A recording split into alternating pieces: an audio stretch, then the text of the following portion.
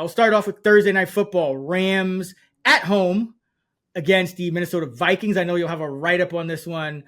Kerner coming, so everyone be sure to check for that. Rams 3.5-point home dogs. The total up at 48. And I'll start us off. I'm going to go with Demarcus Robinson here, and it's kind of a pricing play because we know Cooper Kupp's coming back. We know Jordan Whittington's supposed to get more work.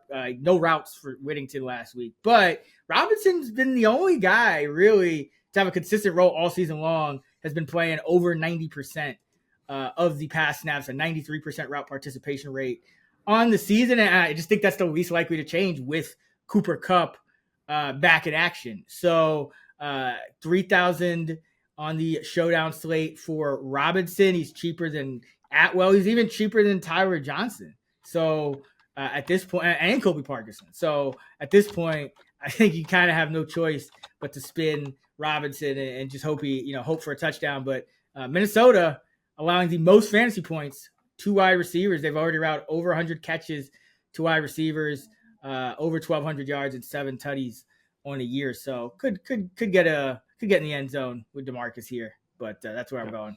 Any thoughts on this Ram passing game in general? Yeah, I mean, Cooper Kupp likely returning. It hurts everybody.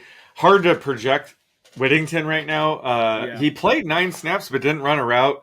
Just with Sean McVay, I throw my hands up in the air. But no, Robinson will be the guy that even if Kupp returns is a lock for an 85% plus routes run rate. The Vikings, very good defense, but they do allow a ton of completions kind of by design. So still going to get plenty of catches here.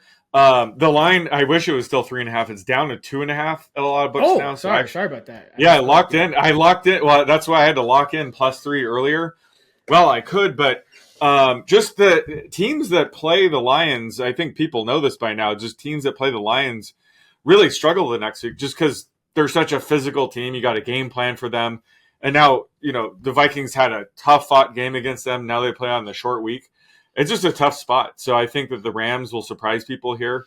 And Kupp being back, maybe that just allows other players to open up. So I think this passing attack should be just fine against this really good defense.